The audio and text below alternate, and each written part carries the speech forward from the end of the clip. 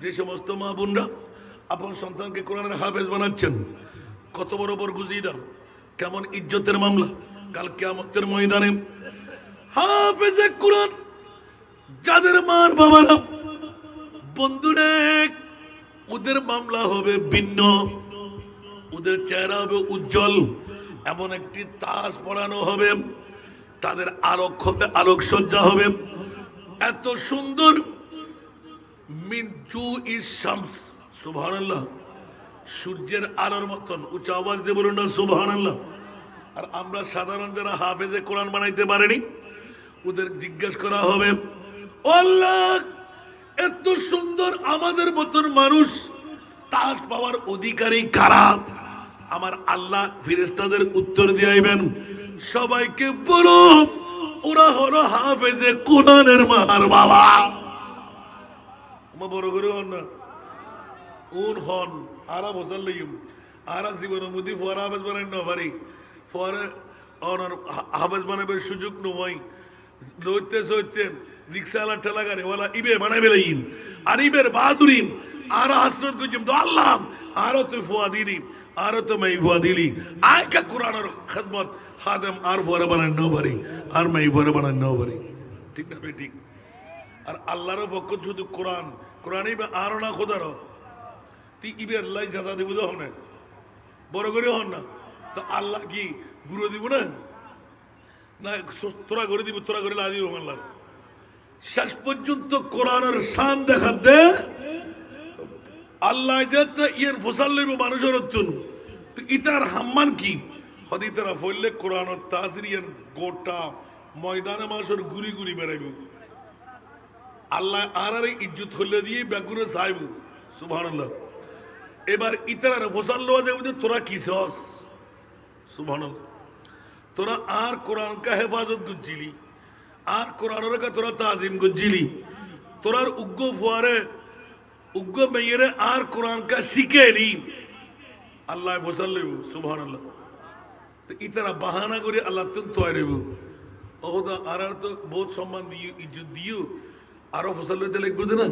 তো এই মুহূর্তের মধ্যে আল্লাহর কোরআন ইবে হারা হাসাইছি ইকে রোদা হইব, সুবহানাল্লাহ। না আর কোরআনের তো আইন না পাইতাম যদি আর মাহবুব মুস্তফাই আরো যদি গ্রহণ না করত, সুবহানাল্লাহ। আর কেন বড় করে হন এখন কোরআন তেলাওয়াত কারিগল এক নম্বরে তো দুই নম্বরে আছে না নাই। আর শূন্য হলো কোরআন তেলাওয়াত করির, বাতিল ফিরকা হলো কোরআন তেলাওয়াত করেন। উগ্গই নবীরে নূর মানের আর উগ্গই নবীরে মিথ্যে মানের, বড় করে হন। আর আন নবীর হনো মেসাল নাই, ঠিক না? আর উগ্র হতে নবী বদ্দান্ত হাক করি কষ্ট না হনো।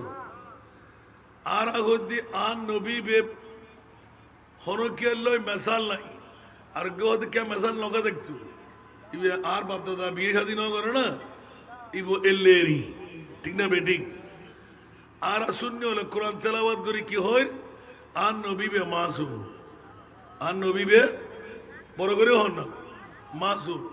মাসুম মানে জীবের তো হন পাপ পঙ্কিলতা নাই।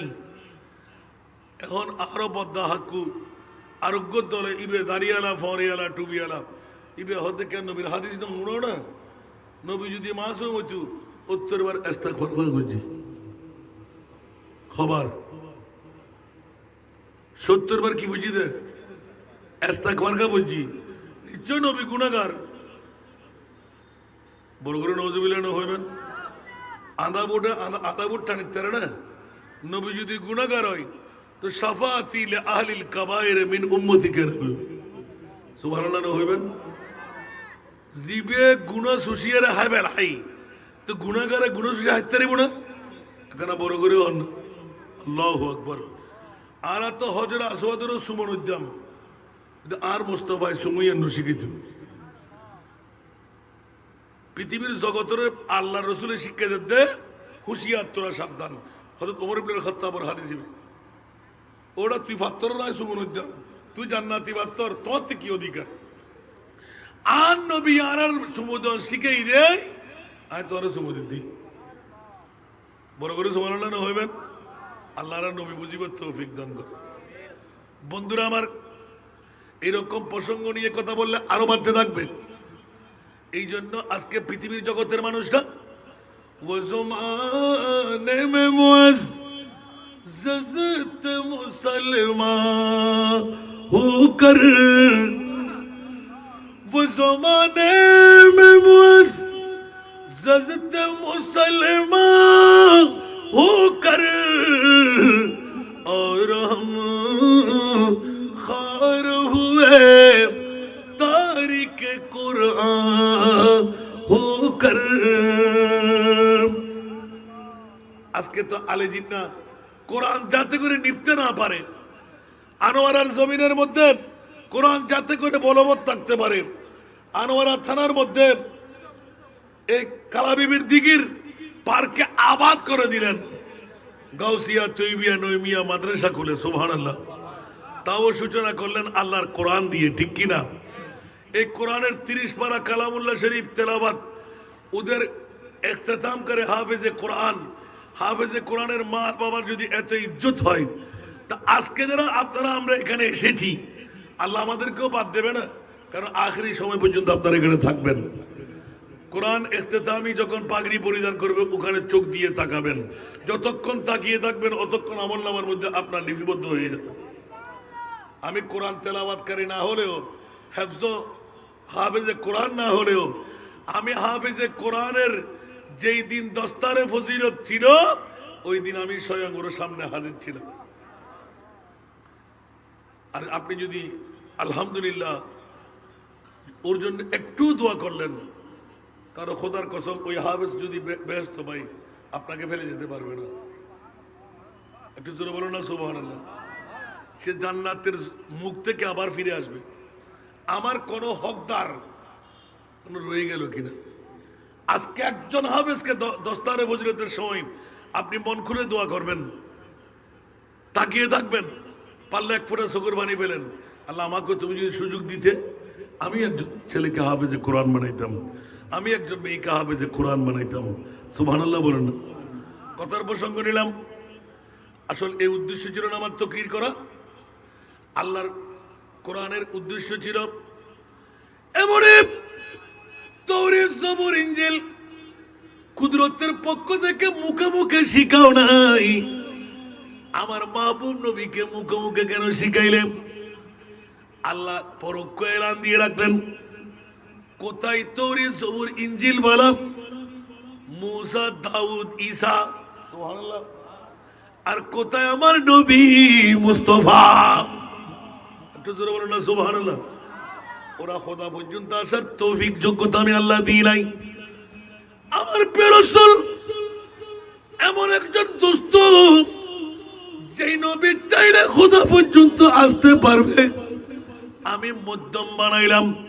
কে বলে যে জিবরাইল তাকে পিয়নের দায়িত্ব দিলাম, প্রতি মুহূর্তের মধ্যে আমি মুনিব মাওলা ছিলাম বলে হযরতে প্রিয় মুহাম্মদুর রাসূলের গজব এসে যেত, জ্বরাক্রান্ত হতো, অনেক কৌশলী অবলম্বন করতে হতো। আমি আমার মুস্তাফার পাশে থেকে কোরআনের তাসির দিতাম। জোরে বলুন সুবহান। আরো জোরে বলতে হবে। এই কারণে বন্ধুরা ওরা ভাইরা আমার প্রিয় রাসূলের মামলাটা ভিন্ন করে দেখাইলেন। খবরদার জগৎবাসীরা, পবিত্র কালামুল্লাহ শরীফ এটা সাধারণ জিনিস না। মাওলার কাছে জিজ্ঞাসা করতে গেলাম, ইয়া আল্লাহ সরাসরি তাওরাত জবুর ইনজিলের মতন সব বান্ডিল করে দিয়ে দিতে, মুসা কালিমুল্লাহর মতন, দাউদ খলিফাতুল্লাহর মতন, ঈসা রুহুল্লাহর মতন দিয়ে নিয়ে আসতো আমার নবী। বলে যে না না না, ওরা ছিল এক একজন এক এক দ্বারার বন্ধু, আর আমার নবী পাক হলো আমার হাবিবুল্লাহ। উচ্চ আওয়াজ দিয়ে বলবেন না সুবহানাল্লাহ। এই কারণে আমার নবী যদি মক্কায়, আমার নবীকে আমি মক্কা আবার মদিনা আসতে বলবি না, মক্কা যেতে বলি নাই। যদি মদিনা শরীফে আমার নবী, আমি আল্লাহ খুদ নিজে পয়গাম নিয়ে জিবরিল পাঠাইলাম, তুমিও যাও মদিনাতুল মুনাওয়ারায়। এই কারণে মক্কি সূরা, এই কারণে মদনী সূরা আছে না নাই? আরো জোরে বলতে হবে। আল্লাহ আমাদেরকে বুঝার তৌফিক দান করুন। একটু জোরে বলবেন না? এই জন্য জগৎবাসীরা বড় ইমানিয়তের মামলা এসে গেল।